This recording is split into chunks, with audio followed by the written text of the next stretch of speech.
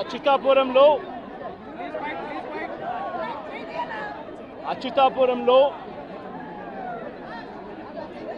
జరిగిన ఈ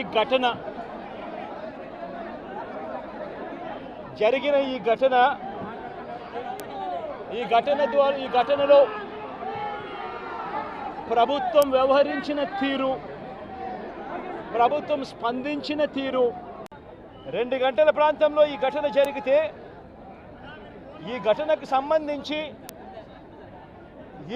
సంబంధించి జరిగిన వివరాలను ఒక్కసారి గమనిస్తే ఈ ఘటనలో ప్రభుత్వం స్పందించకూడదు అన్న తాపత్రయము ఎక్కువగా కనిపిస్తూ ఉంది. ప్రభుత్వం 17 మంది చనిపోతే ఈ ప్రభుత్వం మొట్టమొదటగా సాయంత్రం 4 గంటలకు హోంమంత్రి వచ్చి ప్రెస్ మీట్ను అడ్రస్ చేస్తూ తాను మాట్లాడినప్పుడు కూడా సహాయానికి సంబంధించి పర్యవేక్షించడానికి తాను అనకాపల్లికి వెళ్తున్నాను అన్న మాటలు వాళ్ళ నోట్లో నుంచి రాలేదు. మరో గంట తర్వాత అంటే సాయంత్రం 5 గంటల ఆ ప్రాంతంలో కార్మిక శాఖ మంత్రి ఎవరి పరిధిలోకి వస్తుందో, ఈ డైరెక్టర్ ఆఫ్ ఫ్యాక్టరీస్ అనేది ఎవరి పరిధిలోకి వస్తుందో, ఈ కార్మిక శాఖ మంత్రి కూడా ప్రెస్ మీట్ పెట్టి ఎంతమంది చనిపోయారో తెలియలేదు అన్నాడు. వివరాలు లేవు అని మాట్లాడతాడు.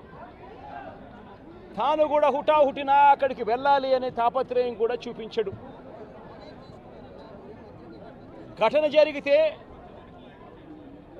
జరిగిన తర్వాత ఘటన స్థలానికి కలెక్టర్ ఎప్పుడు పోయాడు, అధికారులు ఎప్పుడు పోయారు, కమిషనర్ ఎప్పుడు పోయారు అన్నది ఒక్కసారి గమనిస్తే ఇంకా బాధ కలిగించే అంశాలు.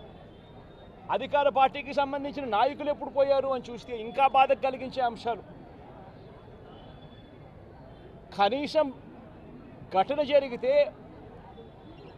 కనీసం అంబులెన్స్ను కూడా కనీసం మొబిలైజ్ చేసి ఆ ప్రాంతానికి తీసుకుని రాని పరిస్థితి. బాధితులు ఎవరైతే ఉన్నారో వాళ్ళందరినీ కూడా కంపెనీకి సంబంధించిన బస్సుల్లో తీసుకొస్తా ఉన్నారు, హాస్పిటల్లోకి తీసుకొని పోయే పరిస్థితి.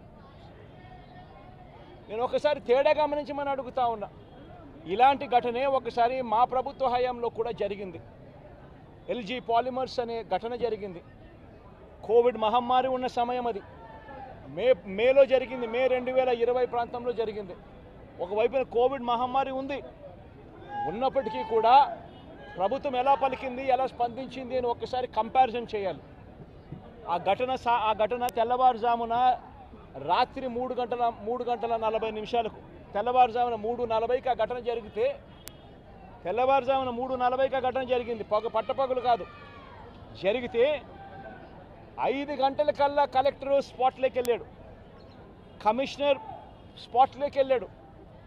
అంబులెన్స్ని అప్పటికే ముమ్మరంగా మోహరించేసాయి. గవర్నమెంట్ అంబులెన్స్ అన్నీ కూడా తీసుకొచ్చాయి.